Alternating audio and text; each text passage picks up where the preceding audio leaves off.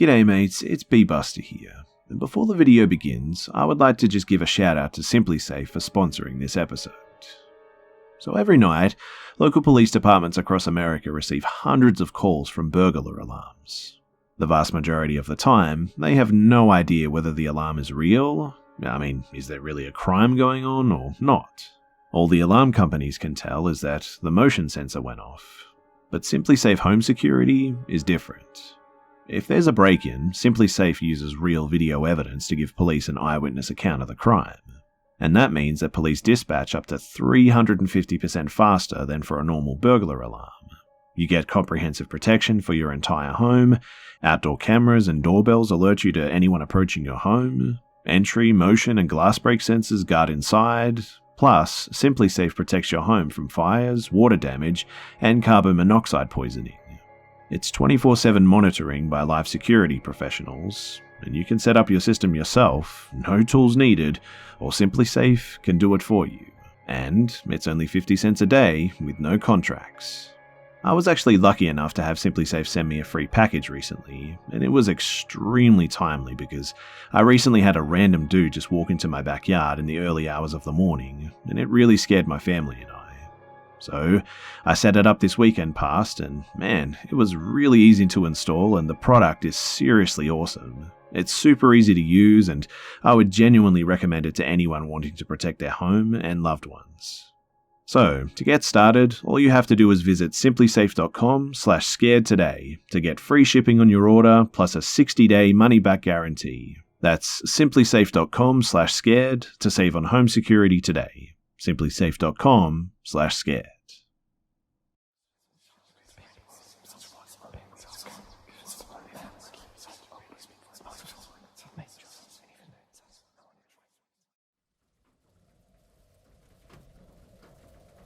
When I was probably 13, my family and I were on our way home from a Wednesday night church service. My mum was in the driver's seat and I was behind her in the back. My 5-year-old brother was in the middle and my 10-year-old sister was on the other side. We were just down the road from the church, but it was a country road and late, so there was no light and no one else on the road. We were just coming up to our turn when, all of a sudden, a car comes swerving from our turning point. This little car was taking the turn so fast that they came into our lane and almost even hit us. We swerved as they tried to get into their own lane before we collided, and unfortunately for them, they overcorrected and their car flipped and landed on the driver's side door in the ditch. My mum, of course, hits the brakes and immediately jumps out of the car to go and help whoever was in the car. She got about 3 steps away from the car and stopped dead in her tracks. My sister and I are sitting there with our mouths hanging wide open, having no clue what to do. All I could think is, this isn't actually happening to us, right? This kind of stuff only happens in movies. But why isn't my mum going to help the person? It was summer too, so we had all of our windows halfway down, and I heard a person start yelling help from the car, and my mum starts moving again to help him. But for some reason, she stops again in the center of the road. Another car flies from behind us, and the guy doesn't hesitate to jump out and run up to the car to help. The man gets to the car and starts prying the passenger door open so the guy in the car can get out. I see my mum wants to run and help, but it's like she just can't move from that spot. The Good Samaritan that pulled up behind us is able to get the door popped open. The guy from inside crawls out the door and gets into like a frog-like crouching position on top of the car. At this point, my mum starts taking shuffle steps back to the car. When I look back at the guy, he has this crazy look on his face. He looks directly at our car and my mum and launches himself off the top of the car and hits the guy who was helping him. He starts running for our car at the same time that my mum turns and runs for our car, and he must have knew that he couldn't get to our car before my mum did because he changed directions and moved to the car behind us. My mum jumps in and locks our car doors just as the guy jumps in the empty driver's seat of the car behind us. He slams on the gas before he even has time to close the door and almost hits our car, taking off a second time. Next thing we know, the guy who was just carjacked runs up to my mum's window and starts screaming and knocking on the window. My mum is of course shaken and doesn't want to roll down the window, so she settles for cracking it so we can understand what he's saying. He's yelling, asking us to call 911 because his phone was in the car, along with his girlfriend. So, of course, my mum starts searching for a phone to call. but because she's so frantic from what just happened, she can't seem to find it. So I take a break from keeping my little brother and sister calm, and I dial 911 on my phone and I hand it to her. While she's explaining what happened to the operator, we hear a woman scream down the road. The man that was at our window takes off running, and a few minutes later comes back with a severely scraped up woman in his arms that turned out to be his girlfriend. My mum unlocks the doors at this point, and he sets her in the passenger seat while we wait for the cops. The girlfriend told us that he noticed her while he was speeding off and tried to hit her, but she scratched and punched at him, and while trying to plead with him to stop the car, he kept coming at her though, and finally rolled down the window and just pushed her straight out, going about 60. The cops finally show up and talk to all of us and get our stories and whatnot.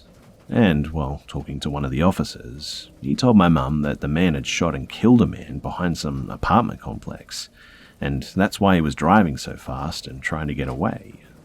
When we finally got home, we were all told to just go to bed, but of course I wouldn't be able to sleep that night.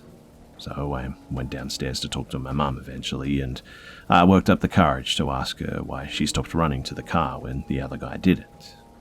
And she told me that she had such a strong feeling that she should stay in the car with us that it was almost like she could hear it.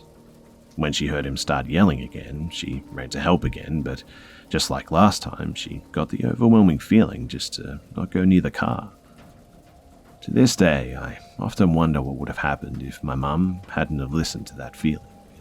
The guy could have easily overpowered her and got into our car if she had been any further away, and I shudder to think what would have happened to me and my younger siblings.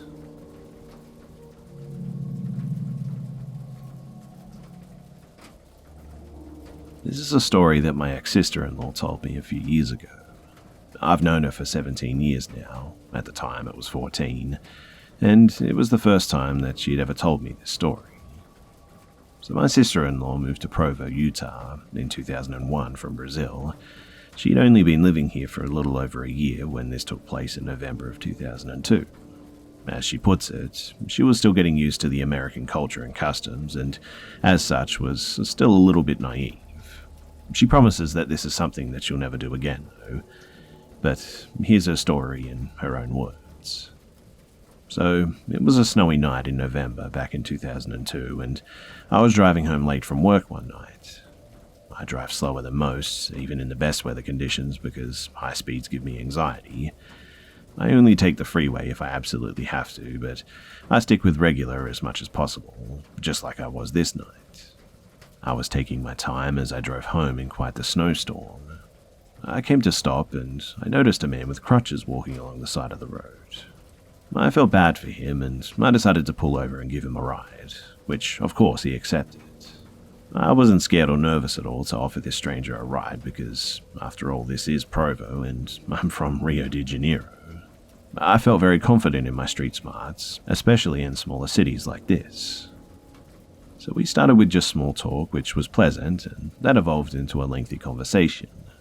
As the conversation progressed, he began to ask me some questions about myself, including what I did for a living, and I told him I was just working at a local pizza joint at the time and going to school studying English, and in turn asked him what he did for a living and what he was going to do on the side of the road in the middle of a snowstorm like that.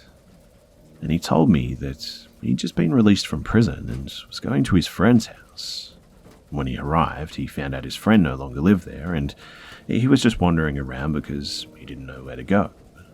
It's important to note too that from the moment that he entered my car, I had a very uneasy feeling and was instantly second-guessing my decision. At one point, he went to grab something out of a bag that he was carrying, and I honestly thought, well, this is how I'm going to die. It ended up being nothing, but I was scared the whole time, even if I wasn't showing it. Now, you're probably wondering what his answer was for what he did for a living, right? Well, what he said after I asked this question chilled me to the bone, because he simply told me this: I end people's lives. He then proceeded to give me some very sound advice, and he said, listen to me. You're a good person, but what you did for me today, I don't want you to ever do that again. It's dangerous, There are a lot of bad people out there, and today was your lucky day. With that, he asked me to pull over the car, got out, and we just went our separate ways. I had goosebumps the entire time that she was telling me this story, and I couldn't believe what I was hearing, and I'm very thankful that she hasn't done that ever again.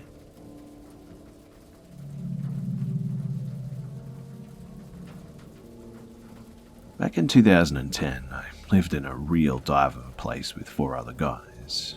It was a triplex. The owner had converted it into one house, and the place was honestly just short of being condemned, but we were all in our 20s and wanted a party house, so it really worked for us. We threw so many parties that we just didn't notice a lot of the stuff, and like when the spare bedroom window was smashed, and we assumed one of our drunk friends did it by accident. Anytime food went missing, well, obviously one of our drunk idiot roommates just stole it, even though no one ever fessed up to it. We also had a ridiculous problem with what we assumed were raccoons. All the damn time we would hear scratching and shuffling up on the roof, and every morning we would go out and our trash would be just all over the place. Well, after about a year of just random messes, missing food and alcohol, and these eerie scratches, one of my roommates and I were leaving the house at the same time for work. As we step outside, there's a familiar woman in our front yard, and we've seen her a few times, just wandering the streets in the neighborhood, but never really paid her any attention. But this time, she's wearing one of my t-shirts and going through our trash can, tossing things on the ground that she isn't interested in, and my roommate and I just kind of both freeze as we see this woman doing this, and she very slowly looks up at us. Her eyes are totally glazed over, and she stares at us with confusion all over her face.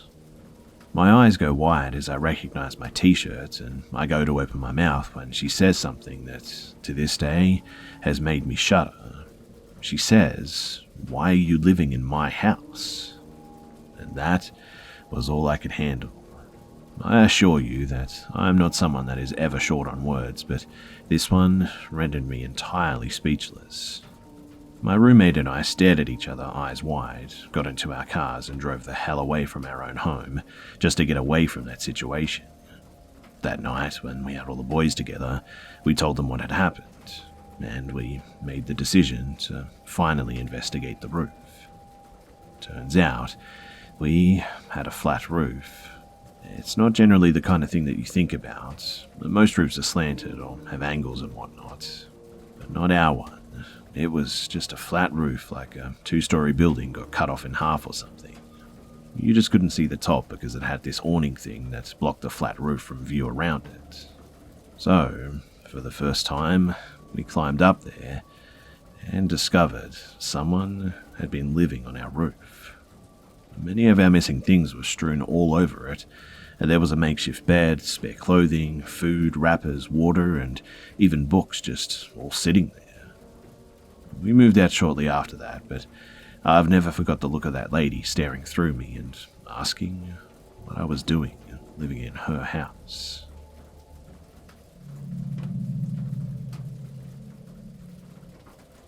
I was 18, living in college dorms several hours from home and working as a waitress at an upscale bar and restaurant.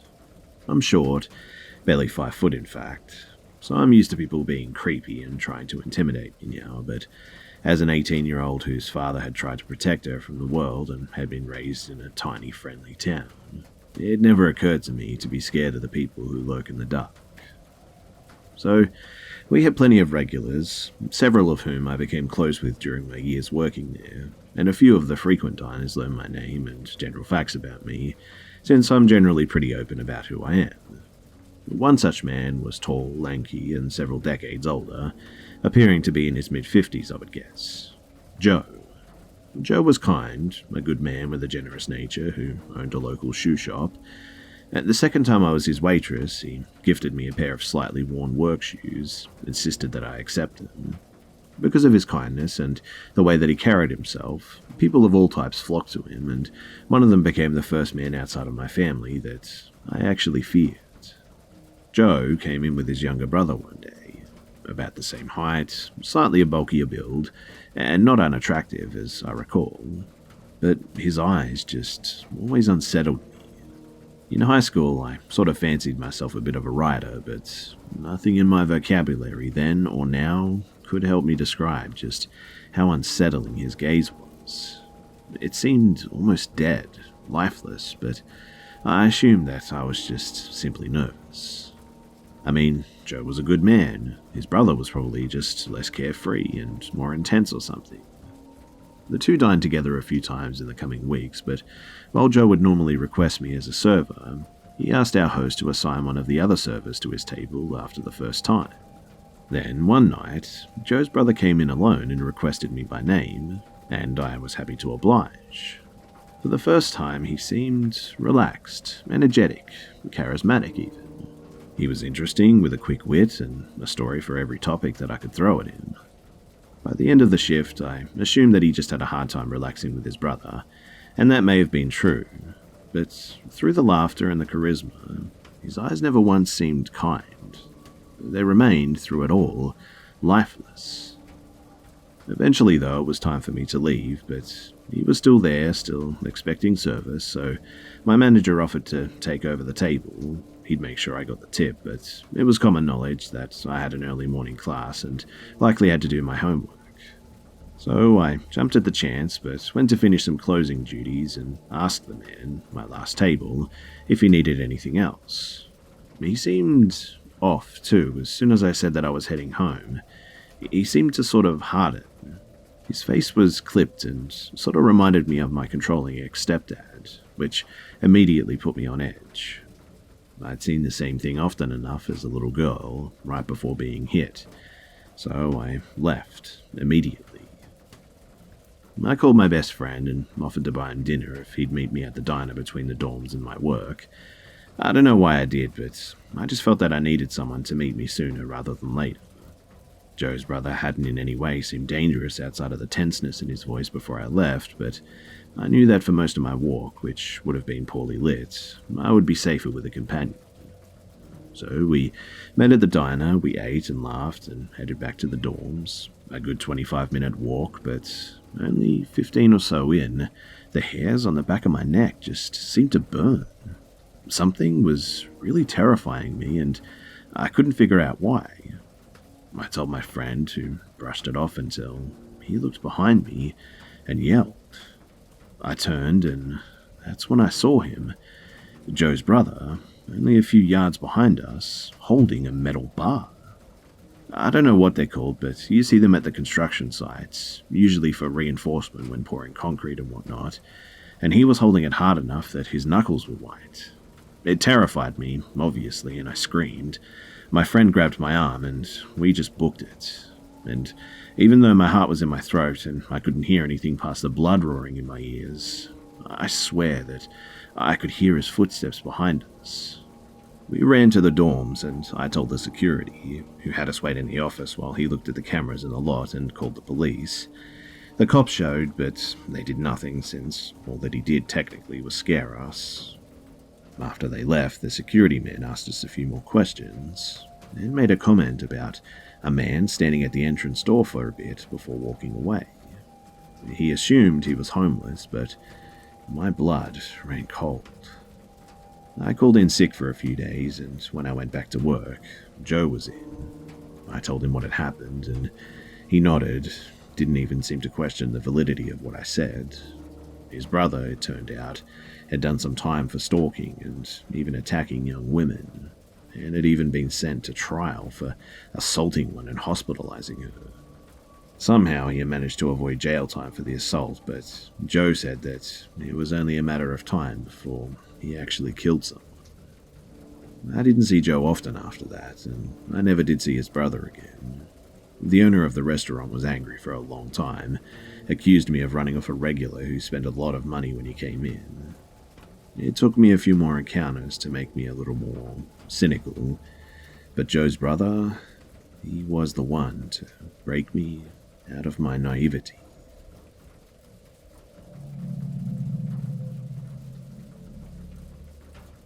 So I'll preface this story by saying that I live in a small town in the Midwest of about maybe 300 people, basically in the middle of nowhere though. I can remember my mother telling a story too when I was younger that has stuck with me since. My father was an over-the-road truck driver, so he wasn't around much. That left my mother to pretty much raise my little brother, little sister, and me on her own.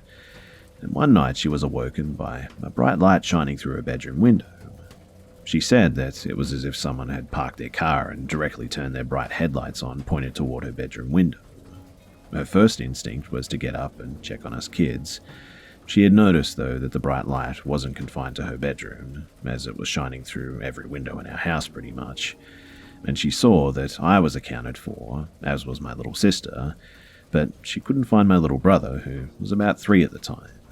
She was scouring the house and finally sees him in our laundry room, opening the back door that leads to our backyard. And as soon as he opens the door, the brilliant light shines in, and then she just remembers waking up.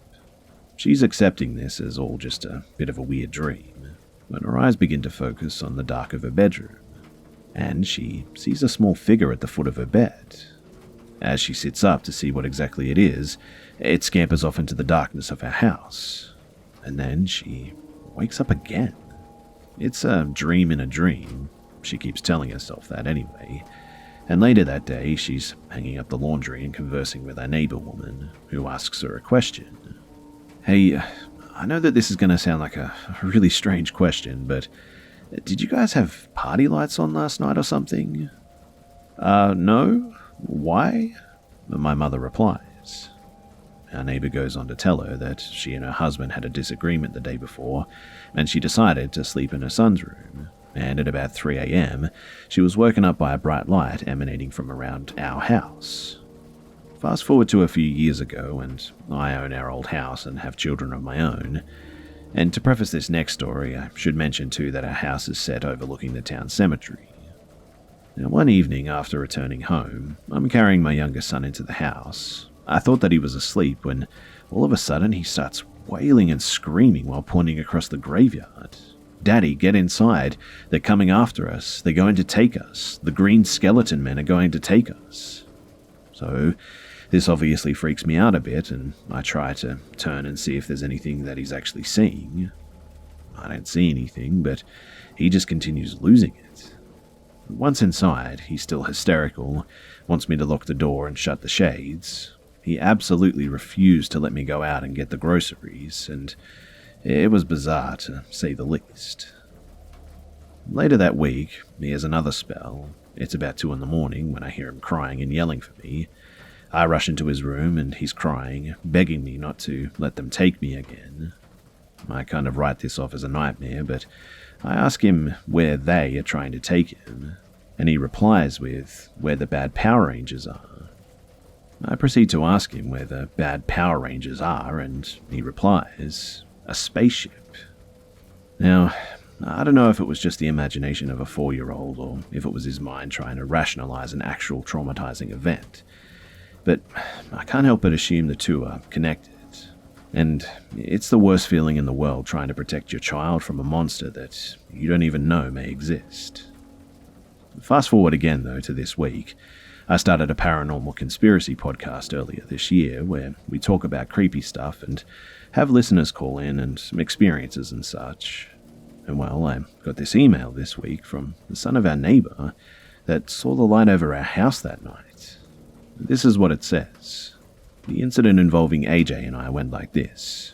I know it was the early 90s because I was in my 70 Chevelle, somewhere between St. Mary's Church and where our shop is now. I was driving us home around 9 at night, no other traffic anywhere. Shortly before the highway curves left, the most intense bright white light appeared out of nowhere. It was like a flashlight being held against my eyes. Oddly enough, as blinding as it was, I could make out the outline of what I assumed was a man about my height. The first instinct was to jam on the brakes, and as soon as I did, the light was just gone. The car had died, and all the lights inside and outside weren't functioning. After a few seconds, the lights came on and the car started again, though. AJ wouldn't even answer me when I asked him what we hit. No damage, and I couldn't find anything anywhere. I drove to Mum and Dad's, and AJ begged me to not get out of the car. He never mentioned it on the highway, but now insisted that I stay in the car. I went in and got Mum and told her everything. She went to talk to AJ and he told the same story but refused to exit the car. He told her that whatever we saw was still hiding under the car somewhere. And my wife's question was, did this happen around the same time as the lights at your mum's house? And that was the end of the email. His incident took place no more than a mile or so from our house, and possibly the same or similar time as to the lights over the house incident, which is really weird. And so I can't help but think that they're all related, and I wonder about how our small town may have piqued something's interest so much like that. Do you guys have any idea about what might be going on here?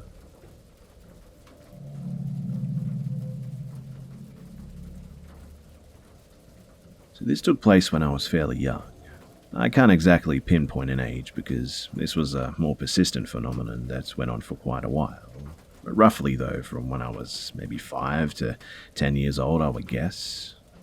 But I lived in a smaller community at the time, and there was a river that my group of friends used to play near to, and several other bodies of water, mainly small streams and ponds and stuff like that. But we also often played in a nearby forest, as kids do, I suppose. We were in groups of 8 at most, and maybe 2 or 3 at least. We did typical kid stuff and grew pretty familiar with the part of the forest that we played in. Now, I have some very vivid memories spanning from almost as long as I can remember to when my family moved away about someone calling my name. This was especially often when I was with a smaller group of friends. The voices were sometimes my parents or neighbors or someone I didn't recognize, but they were definitely adult voices, if that makes sense. For instance, I would hear my dad calling my name several times, even though he was at work. Sometimes it was in another country, in fact. My house is definitely out of earshot too from the area that I played in, and my mum was often preoccupied with looking after my sister or at work. And the point is that she definitely wasn't the one calling me either. I was a really obedient child as well, a bit of a goody two-shoes, I suppose. I would usually always obey when adults told me to do something or come to them when they called me. And it definitely sounded as if these voices were trying to lure me away from my group. My friends said that they never heard the voices when I asked, so I stuck to the group and continued whatever game that we were playing. This would usually happen in the forest, but sometimes also when we played near the river as well. And the voices just came from directions that never really made sense. Deeper into the woods, closer to the river, away from my house, away from my group. They never did say anything but my name, even when I called back to them. I rarely ever went to this place alone, but sometimes I'd feel like I was just being watched, even though nobody was there. Sometimes I got the urge to run away out of the forest, and I never ignored it, just dropped everything and started running. I don't know how relevant this information is too, but I know that a young boy drowned in that river that we used to play at in the time frame this phenomenon happened to me. I realize that this all sounds a bit silly and just something that kids do or imagine, but I used to see things a lot as a kid as well. Mostly when I was really young. My parents said I'd often come to them and speak about angels or fairies or something that I met in the tall grass or near the woods. They sometimes heard me talking to thin air, as kids do, I suppose. I definitely did not have an imaginary friend, but I do have vague memories of seeing these things too. Sometimes they scared me, but a lot of the time they didn't. The voices in the forest also didn't sound scary every time, but they always weirded me out because I didn't know what kept calling me. This phenomenon, though, it stopped after my family moved and I stopped playing in those woods, which is really strange. But I recently went back to the area for nostalgia's sake, and I didn't hear the voices, but for some reason the place just gave me a massive headache, and my friend and I went back earlier than planned. There was still this area that really creeped me out as well. As kids we called it the dark side, a bit cringy I know, but we were very little, and it was a part of the forest that we never really entered. I remember too that I always just walked around it as a kid. But anyway, what do you guys think about all this? Do you think that something was actually calling my name from the forest? Or is it all just in my head?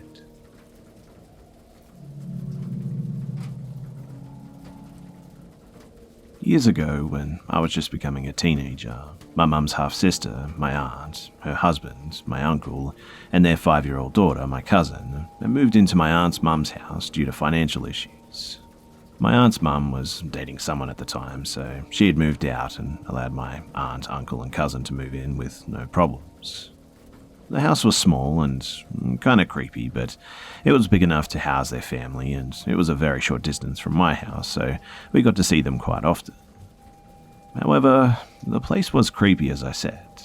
Something about it just gave younger me the chills any time that I stepped foot in there.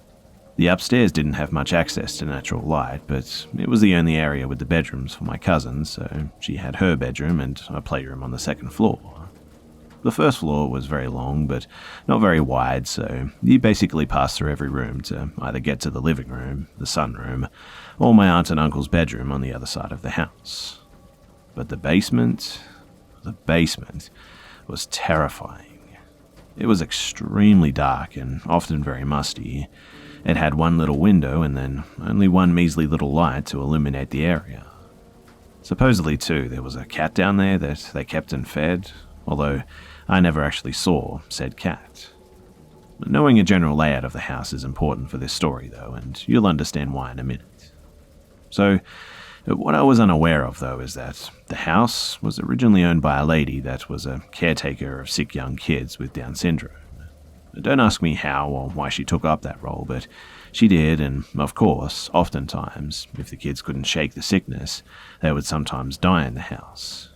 There was never a clear record to my understanding, but it was confirmed that at least 3 kids had passed away due to illness in this home. This didn't pose as a problem to my aunt and uncle, though, and they lived there for a couple of months with no issues. Until one day when just all hell broke loose. So my aunt and uncle enjoyed watching paranormal shows, even if they were seemingly completely fake. They just enjoyed seeing people venture into the unknown.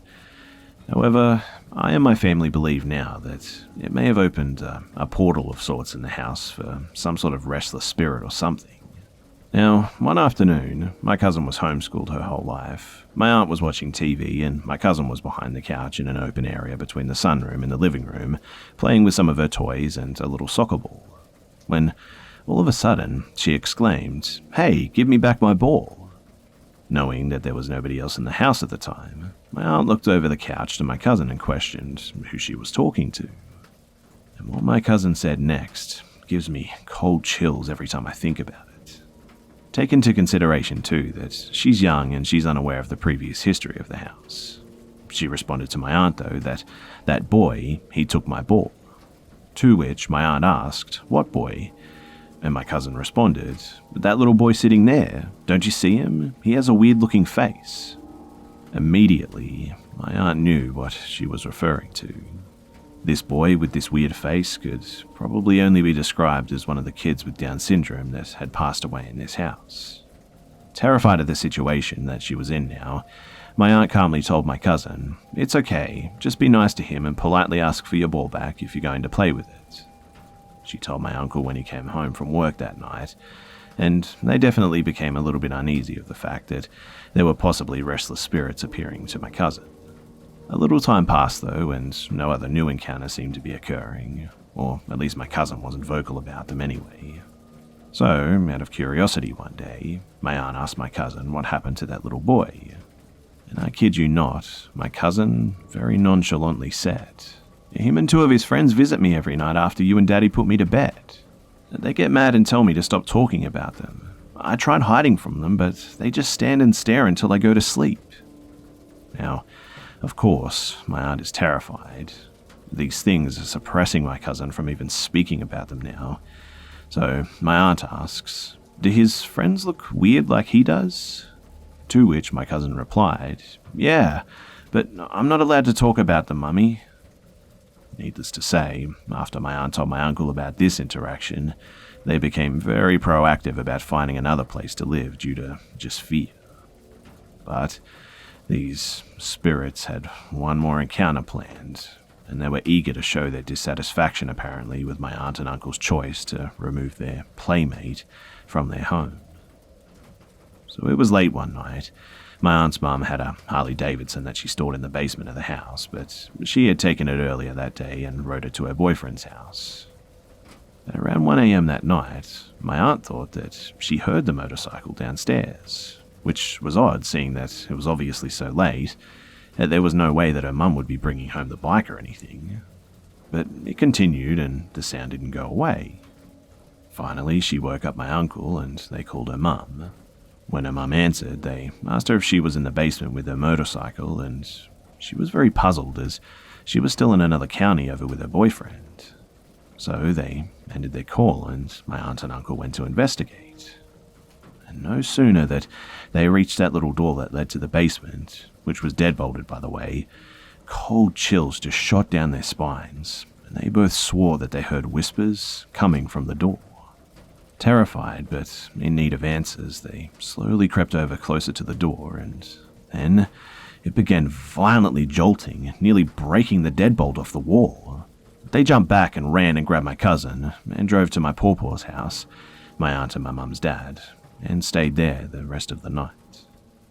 Soon after that, they moved to another state, and we still stay in touch today. The house is currently up for auction, and man, do I pity the person who purchases it. My aunt and uncle will not get involved with anything close to the paranormal anymore, and my cousin doesn't remember anything. But it was a strange house, for sure.